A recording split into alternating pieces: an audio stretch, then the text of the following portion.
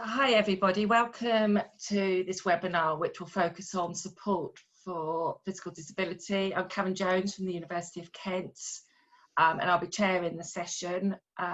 Please use the chat box to share any questions throughout the presentations and I will select a few questions at the end of each presentation for us to discuss, and then I'll open up for any further questions before each session closes. It would be appreciated if you can keep yourself on mute during the presentations.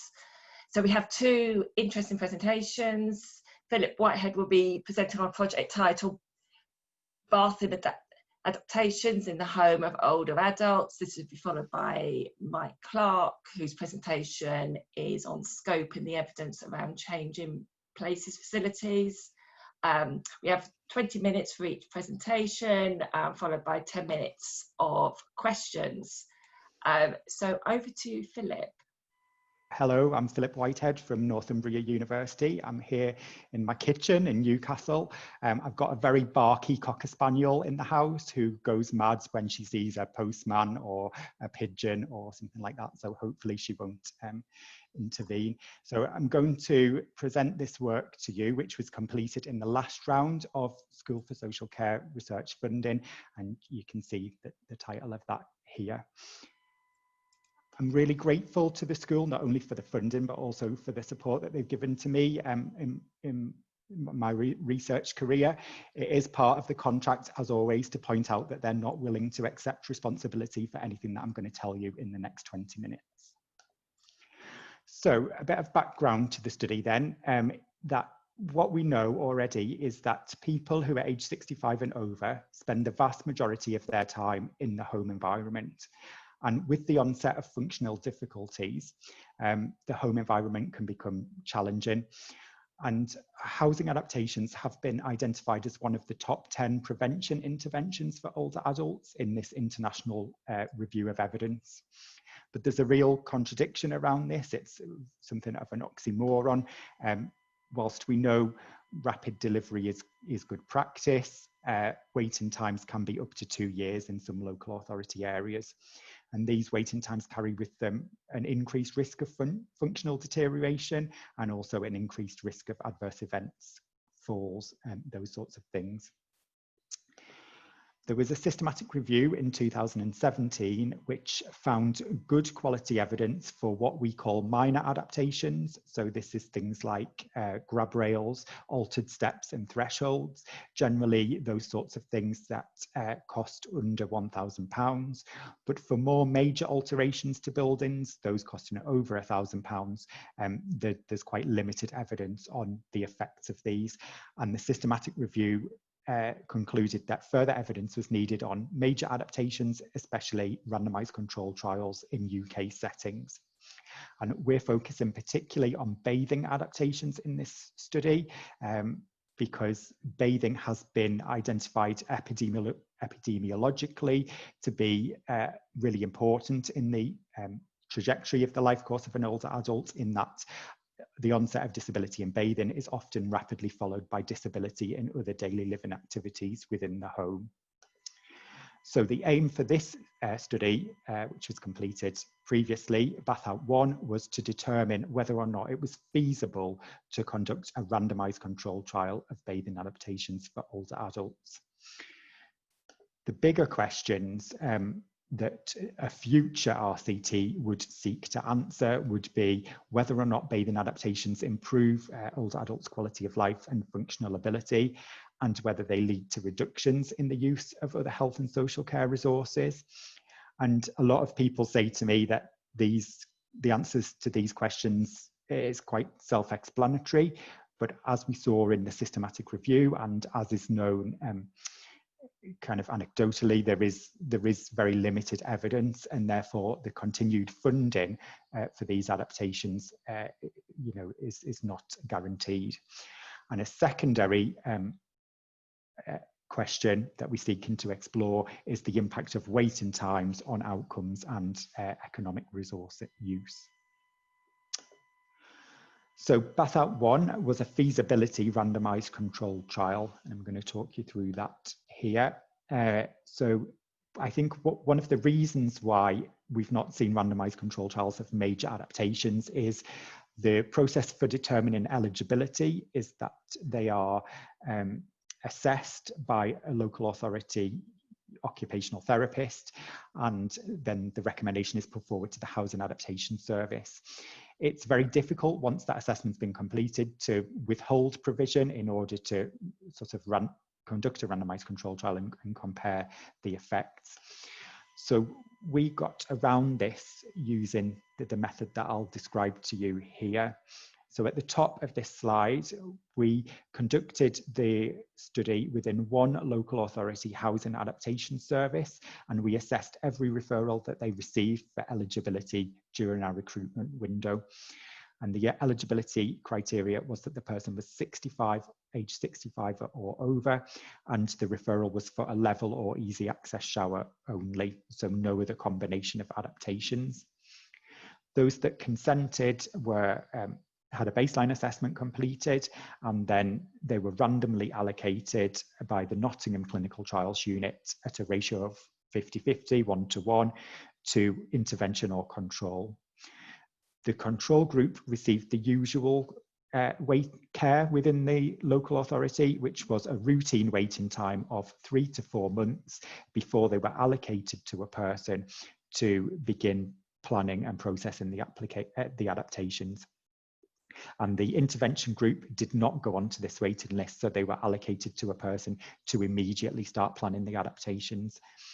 And we followed both groups up at 3 months, as you see on the slide. So the idea was that the intervention group, the green group, would have received their adaptations by this point, and the control group would still be waiting. So that was our direct comparator adaptation, shower versus no shower. We then followed up both groups at 6 months, and the idea being that the control group have started to tick through by this point and have started to receive their adaptations. And we went again for a final time at 9 months when both groups should have received them. So I just want to stress that this was a feasibility trial. So we were seeking to answer feasibility questions, not effectiveness questions. It's just important when we interpret the data that we do so on that basis. We published our protocol prospectively in BMJ Open, so it is freely available. And if you've not had a look at it, I can recommend it. It is a cracking read. And the objectives are pre-specified in there, so around the eligibility criteria being realistic, the willingness of people to be randomized, whether they could be retained in the study, timescales to completion, suitability of the outcome measures, and the feasibility of collecting the data for the economic evaluation. So that's a whistle stop through the method. I'll now give you some of the results. So again, these are published and freely available. This is in BMC Public Health. Again, another corker if you want to download that one. So firstly, in terms of recruitment, we had a minimum target of 40 and a maximum target of 60 over 6 months. And you can see from the red line that we smashed the recruitment target. We recruited the maximum participants within just over 4 months. And it's not really surprising insofar as people were given a 50% chance of not going onto the waiting list. So in general, people were quite willing to be recruited into the study. And some more meat on those numbers. You can see that there were 75 that were potentially eligible. The Adaptations Agency contacted 72, and 60 of those agreed to receive a study explanation. And all of those that received the participant information sheet and study explanation agreed and took part in the study. And you can see the numbers that they were randomized to to the 2 groups and followed up at 3, 6, and 9 months. I think one of the interesting things is the retention rate in the control group. So although we recruited really well, one of the fears was that the control group would simply drop out of the study if they were allocated to the wait, and you can see that that didn't happen for us. The 9-month follow-up was added as an additional follow-up. It wasn't in the original consent process, so that's the reason why we had the 5 additional withdrawals at that stage. These are the baseline characteristics. So the participants' mean age was mid to late 70s, and you can see we had a good mix of property tenures between public, owner-occupied and housing association, a good mix of those that lived alone and lived with support, and an almost even split on those that had a carer within the household, external to the household, and did not have a carer. And you can see that the groups were well balanced in terms of the randomization had distributed those characteristics between the two groups. Slightly more men in the immediate adaptations group. I'm going to show you the results in terms of the suitability of outcome measures on a series of graphs, which is a slightly unconventional way of presenting results. And I'm not doing this to overinterpret them in terms of the findings. I'm doing this because we're considering whether or not we think these measures would be responsive to change at the times that we would expect them to be. So that is for the purpose of that illustration. So you will see the 4 data collection time points, baseline 3, 6 and 9 months across the bottom, and the scale along the side. The control group will be shown by the blue line and the intervention group by the orange line. So the first measure was physical health or well-being on the short form 36 physical component summary. And you can see that we have improvement in both groups following the installation of the adaptations. So the intervention group, the adaptations were installed between baseline and 3 months, and the control group between 3 and 6 months. Slight worsening in the control group during the wait. Similar story for mental well-being, as evidenced by the mental component summary, a real flatlining in the control group during the wait, and improvements in both groups once the shower's been installed. Same for social care related quality of life, measured using the Adult Social Care Outcomes Toolkit. And for the EQ5D, which is showing health related quality of life. This one looks slightly different. This is the bathing question from the Bartel Index. So this is whether or not the person was bathing independently, yes or no, and the percentage answering yes to that question. You can see that jump in the orange bar at 3 months and the corresponding jump in the blue bar at 6 months. And then this is the last one of these that I'm going to show you, which is slightly counterintuitive, fear of falling. So fear of falling a negative, so a reduction being a positive. And you can see that fear of falling has reduced in both groups following the installation of the adaptations, and it was increasing slightly in the control group during the wait. We did also go back to the participants at almost 2 years after their adaptations, and of all the measures, the fear of falling was the one that had continued to decrease the most at that extended follow-up period. In terms of the costs and the resource use data, we were able to calculate the average cost of the adaptations at being just under £5,000. Interestingly, it was £500 cheaper in the intervention group, more expensive in the control group. That was an average, and that was across all the data points. So the cheapest was £500 more in the control group, and the most expensive one was, and I don't have an explanation for that, just some ideas. We were able to collect a raft of data on health and social care contacts, so resource use, and we were focused particularly on personal care provided by paid and unpaid carers. And we saw a particular reduction in assistance from unpaid carers as opposed to the paid care workers. So if you think back to the graph which showed those that were bathing independently, that increase came mainly from that reduction in unpaid carers, so friends or family members. And initially, I think from a resource use, that might have felt a bit disappointing, but I think what that is consistent with is the intervention being further upstream for a majority of people before they've started to use certainly social care services extensively. That is the point in which this was going in for people. We also had a qualitative interview study which was nested within the feasibility randomised control trial.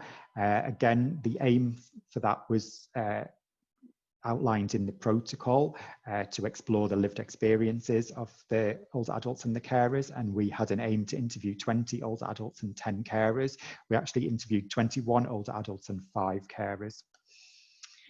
The method for this, we purposefully sampled those who took part in the feasibility trial on living situation and which group they were randomised to, and we carried out semi-structured interviews which focused on the difficulties that led to the adaptation, the process of the assessment and installation, whether things had changed following the installation, and their involvement in the study. So again, the findings from that are also published and available. I'm just going to focus on the themes in terms of the effect of the adaptations, and the purpose of us exploring this qualitatively was to see whether or not we felt that the measures that we were using in the feasibility trial were capturing the qualitative narratives of the participants. And the themes you can see were ease of use, feeling clean, managing independently, feeling safe, and confidence and quality of life. So we did feel that we were capturing the core things that the participants were telling us were important in the outcome measures that we were using in the feasibility trial.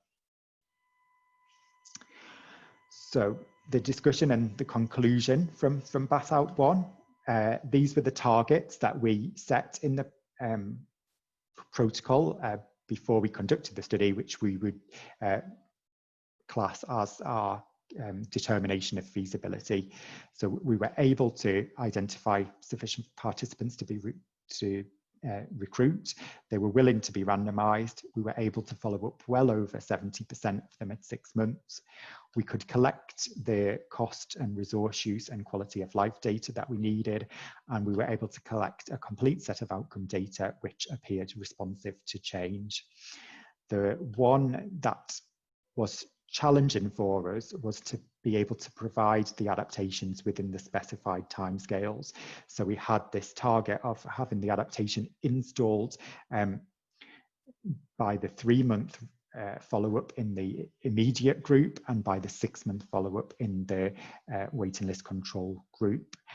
And what the key difficulty with that was the difference between property tenures, and we had particular difficulty with housing association properties, and none of the housing association properties we were able to get the installation completed within the requisite timescale. So I'll come back to that as to how we're going to address that. So Bath Out 2 then is, I'm pleased to say, funded, and that is in this round of School for Social Care research funding. So we're just in the process of finalising the setup for that study protocol and getting everything ready for HRA rec submission. The aims for Bath Out 2 are to definitively determine the clinical and cost effectiveness of bathing adaptation versus no bathing adaptation. So that would be our first data collection time point, the effectiveness of the shower versus no shower. And then the second aim is to explore the implications of expedited provision versus the usual waiting list. So what is the impact of these waiting times on outcomes? And we also have a process evaluation embedded within Bath Out 2, which is aiming to explore what is required for local authorities to implement rapid provision. So what are the issues around the delays? The plan for Bath Out 2 is that it will recruit 360 older adults across 4 geographical areas in England, and participants in this study will be followed over 12 months. Coming back to the difficulty in the timescales from Bath Out 1, we're proposing to use what's called pairwise randomisation. So the participants will be recruited in pairs at each site and be matched to someone else with the same housing tenure, so owner-occupied, local authority, housing association, and then the pair will be randomised, one to immediate adaptation and one to the waiting list control. The follow-ups will then be triggered 4 weeks after the immediate adaptation pair has received their adaptation and 4 weeks after the control pair has received their adaptation, and then at 12 months. And so what that will enable us to do is to do that first analysis on adaptation versus no adaptation, and then start the second and third follow-up points will enable us to explore the impact of the waiting times on the functional and the economic outcomes. So Bath Out 3, that's when we're going international, and I've got plans to be based at the University of Barbados for that one. Thank you everyone for listening. Thank you, Philip, for a really interesting presentation. There's got one question in the chat from Liz. Presumably there's a reason why the local authorities have a waiting list. I'd be interested to know what issues local authorities are facing that means they cannot do immediate work. As if there is a financial saving over the period, then they'll be able to offset the cost of running more efficient services with the savings. But I expect there'll be more complex issues around processing available resources.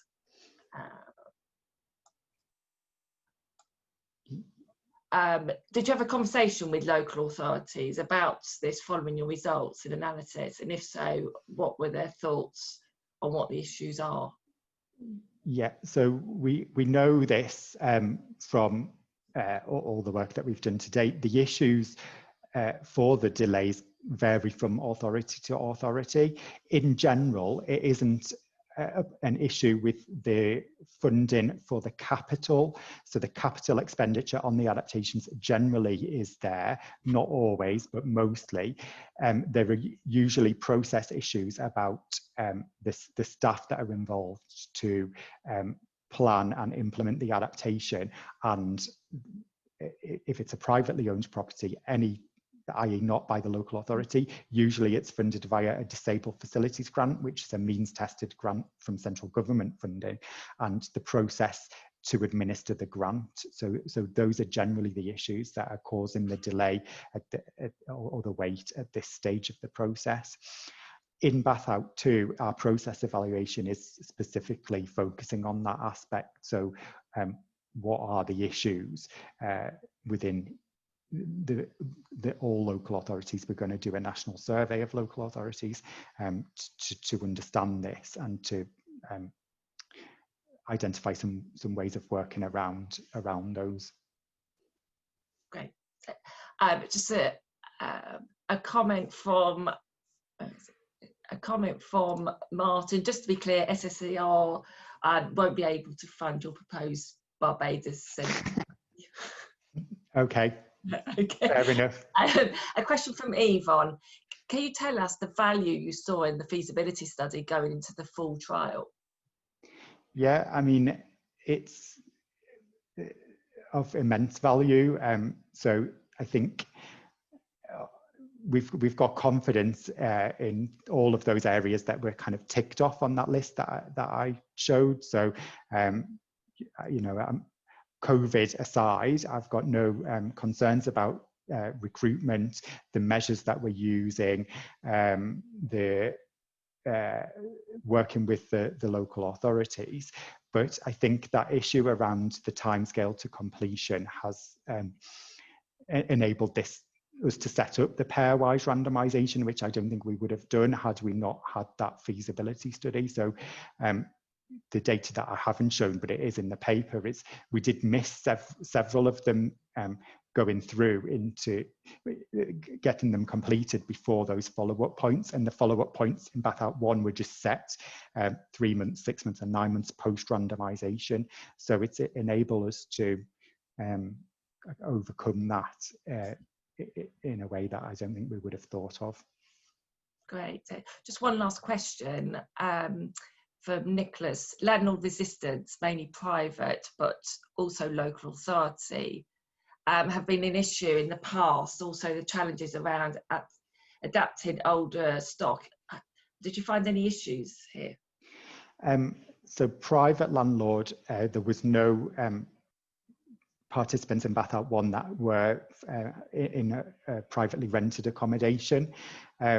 So I can't really comment on that. In the local authority that we worked with, they certainly have always been very proactive in terms of facilitating adaptations, and actually the process is quicker for local authority residents than private residents in the authority that we worked with.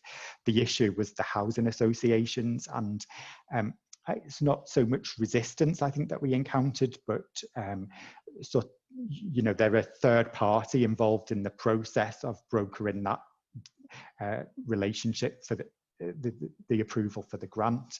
And so it was just another layer of bureaucracy, which, you know, adds to the timescales. So again, that's some of the issues that we want to explore in our process evaluation further.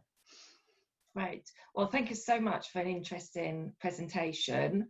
So we're now going on to our second presentation with Mike Clark. Hello everyone, nice to see you all. I'm glad you joined us, particularly as the temptation to go outside was probably quite serious. But what I'm going to do is Maria and I are going to talk about an SSCR scoping project around the evidence for changing places facilities. So we're going to talk about the context of the study, the methods that we used. Then Maria will talk about the actual population estimates and projections that we found and what we found from interviews with stakeholders. And then we'll conclude with talking about the current picture. And just to note that this is a team effort, other colleagues at LSE were involved, and we're very grateful to them as members of the team for this project. So the context is a general concern really in the population around the provision of public toilets, and the Royal Society of Public Health published a report in 2019 and noted that around 56% of the public said that they limit their drinking, their hydration. When they're thinking of going out, they're worried that they may not be able to find a public toilet. And around 1 in 5 people in their survey said that people don't leave home because of concern about provision of toilets, a phenomenon sometimes called loo leash. And this rises to 2 in 5 people for people with conditions that require frequent toilet use. So we can see that in the general public, there are concerns about being able to use toilets when they're out. And this rises as people have more particular needs. Yet over the period 2010 to 13, councils cut the provision in public toilets, and about 1 in 7 public toilets across the UK was actually closed. And then on top of this, Slater and Jones in their report 2018 highlighted that specific groups often have even more concerns about toilet provision. So people whose disabilities are hidden often have anxieties about using disabled toilets because of stigma in case people think they're not disabled. People who are transgender often have difficulty with which toilets to use, and so on. So the particular groups often have even more concerns about toilet provision. So within that, we were particularly focused on the changing places facilities, and these are additional, specially adapted toilets for people with the most profound and multiple disabilities.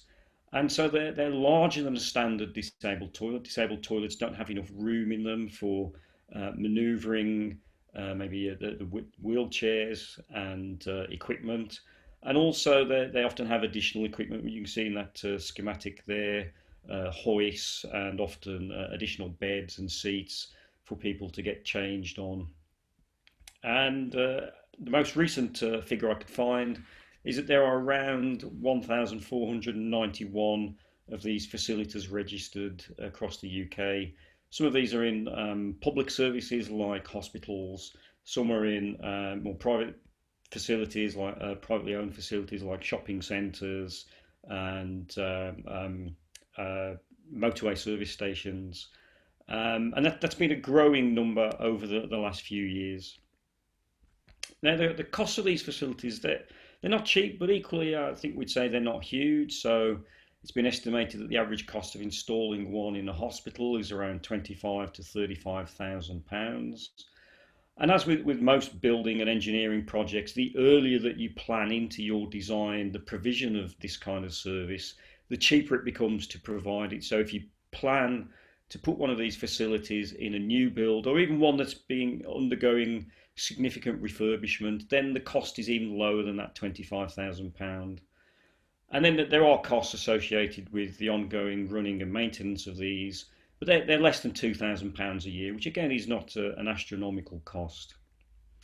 So in the scoping study, what we undertook to do was to examine what is known about this issue already, and to try to estimate the likely demand for these facilities. And in particular, we looked at what's already been published on this, and there was a key report in 2009 that published some then estimates of population estimates for demand, and Maria will mention that again in a moment. Then we undertook to draw from a range of resources and data, sets of data, what would be the current population needs and what are the likely projections of those population needs over the next few years. And then we also undertook a series of 10 interviews with stakeholders from organisations that have an interest and a perspective on this topic. And some of those interviewees also had additional personal experiences around this issue that they shared, but they weren't recruited on that basis. We were recruiting them on the basis of the organisation that they represent. We did seek to include people there from statutory organisations like NHS trusts, but we really struggled in the timescale of the project to include them. So now Maria is going to talk about the actual estimates and how we went about that. Maria. The 2000, as Mike mentioned, the 2009 report was a key report for us and was a very good starting point in order to do our projections. We used a lot of data sources, but our main sources are the PSSRU 2017 microsimulation models. And we use that for people with learning disabilities and older people. The McKinsey paper was a key one for multiple sclerosis, and we use for the stroke, one of our key data sources are a recent paper by Derek King, Rafael Wittenberg, and other colleagues. Mike, can you change the slide, please? Thank you. So our estimates for the number of people who may want or have to use change-in-place facilities are considerable higher than those in the 2009 report, as you can see in this table. For example, people with profound intellectual and multiple disabilities were estimated to be around between 30,000 and 36,000 in 2009 report, but our current estimations, according to our estimation, there are around 222,000 people. We couldn't find any data for cerebral palsy, mainly because the previous number is based on estimation and private talks of researchers, and because cerebral palsy is under intellectual learning disabilities. From spina bifida, our number is a little bit less. It's around 6,000 people, but the previous estimation was to 8,000 people. For motor neuron disease, there is a huge difference. It's our estimation is 2,300 people, but the previous one was only 500 people. This is mainly because we now have better data for the motor neuron disease. The same is with multiple sclerosis. The stroke with incontinence is a separate condition because I think that we have another slide later on for the stroke. And you can see there that there is a study that says that a number of people, they do have incontinence after a year after the first stroke. For acquired brain injury, it was impossible for us to find data. The previous number is based on, again, on private conversations that the researchers had with people from some hospitals, but we don't have official numbers for brain injury. From nursing and residential homes, the previous report had two separate categories: nursing and residential homes, and older people living with their family. But our number is from older people living in the community, and the number is 291,000 older people instead of around 120 on the previous report. And as you can see, the total number is almost double than the previous one. Mike, can I have the other slide, please?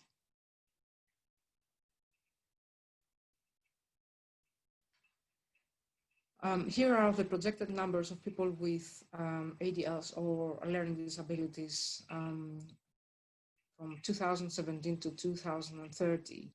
These are based on the CPEX model.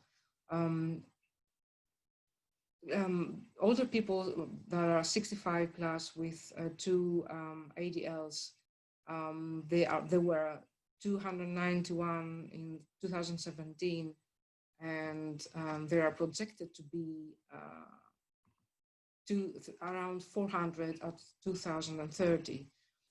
We projected number of older people in the community with two ADL disabilities. There are now around 270,000 people, but we projected that this number will be much higher in 2030, which is going to be around 370,000 people. Finally, the projected number of people in the community with multiple sclerosis in 2017 were around 12,000, well, around 30,000 people, but we, according to our projections, there will be around 500 people in 2030. 8,000, sorry, 500 people in 2030. And here are the projection of future numbers of stroke with people that are having stroke, but at the same time, sorry, it's not with, yeah, you can see with continence at the last line. The projection of future numbers of stroke incidents in UK is, according to this, the number will be higher in 2035. We'll have around 7,000 people more having stroke in UK. Projection of stroke incidents around for people for age around 40 to 69 years old is that will be 7,680 in 2013. We put our emphasis on the projections of stroke incidents in UK between people aged 40 to 69 that will experience continence problems a year after a stroke. This was a key for us, and it was a new data for in our report. This number was around 6,700 people in 2015, but this number would not be doubled, but it will be around 10,000 in 2035, according to our projections. And this is a key number and key data for the people that we need changing-based facilities. We then did, as Mike said, 10 interviews with stakeholders. This was a very, very interesting experience, I can say. It was extremely important for the project. The stakeholders told us that there are too few suitable toilets away from home, can limit inclusive options for people needing them, and can increase loneliness and isolation. And can stop further people going to important appointments, for example, to social or healthcare, housing, things like that. But they put their emphasis on the appointments that they are losing on social or healthcare, and this was a key for them. Even if people attend these meetings, they limit the time they attend because they don't have any way to use the toilet. Without changing places, toilets, my daughter's life is going to be very much narrowed as she grows. The lack of changing places, toilets, facilities is a huge factor in accessing hospitals and GP surgeries. We heard that a lot of times, and people there urge government to put more money and have more toilets in GP surgeries. Some people said that we have to give the gift of freedom of choice of disabled people, and this is very important as well. Finally, among the other things that they told us is that there are issues of hygiene and health from having poor facilities. This was a key to everyone, the hygiene issues. People do try to manage their need for away from facilities. Dehydrating or using medication is a common thing. Almost everyone are using some medication in order to avoid going to a toilet when they are away from home. Intervention to have an urinary catheter fitted was also reported and was very common as well. Finally, stigma is a common line for everyone. And the last quotation that we decided to put here is something that I will never forget, and I will never forget the way that this mother told that to me. On many an occasion, I had to change my daughter on the floor of the toilet. If it was dirty, I was forced to compromise her dignity and privacy and change wherever I deemed clean enough. This was very, very important to me. And I think that this is something that we have to keep in our mind when we're talking about changing place facilities. Great, thank you, Maria. So the current situation is that in the course of us doing this work a couple of years ago, or nearly a couple of years ago, the government had started to put investment programs in place to invest in more facilities in NHS facilities, and then also into motorway service stations. Since then, the government launched a consultation on the topic and has issued their response to it, which happily they've committed to increasing the provision of changing places toilets across England as part of a wider strategy for increasing the quality of accessibility to facilities and society generally. Some of this is additional investment in, for instance, as I say, NHS facilities, but some of it is changings to planning regulations to mandate that these facilities will have to be included in a range of venues, such as places of assembly, large retail areas, for new build facilities or for facilities that are undergoing extensive refurbishment or new development in terms of their primary purpose. So at the moment, the government has been behind increasing the number of these facilities. But of course, you can't go through any presentation at the moment without talking about COVID. And this is a headline from the Guardian website in June, when I think people were starting to come out of lockdown, and we'd all started to think a bit more, I think, about the issue of freedom of choice to be able to go out and how other things can impinge upon that. And as people were starting to go out, they were now starting to find that a lot of the public toilets were not open at the time. So I think that hopefully in this sense, the COVID experience has helped sensitize people a bit more to the issues of public toilets, and hopefully therefore more sensitive around the needs of particular groups. But of course, we're yet to see what happens in terms of the impact of COVID-19, in terms of investment in increasing the number of changing places facilities. I have no idea what the provision of changing places facilities is in Barbados, but if Phillip gets the chance to do a study over there, then I might just piggyback with him. Thank you. This is our disclaimer that all of these views are independent work, do not represent the work of NIHR SSCR or even Phillip as well. So thank you, everyone. So thank you for an interesting presentation. Do we have any questions for Mike and Maria?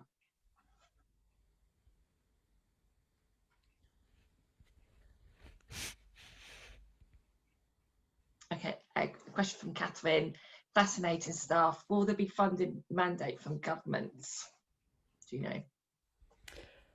They have made some additional investment available for, as I say, the NHS and also for motorway service stations, but I don't think there are any other funding commitments at this point. And although they're planning to change building regulations, so in that case the cost will fall on the private sector in the case of private sector facilities.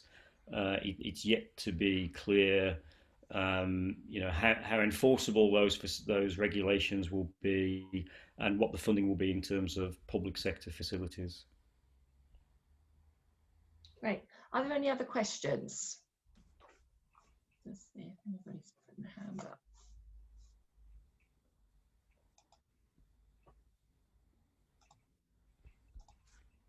Okay, if there's no other questions, so this. I think Liz has put one in. Oh.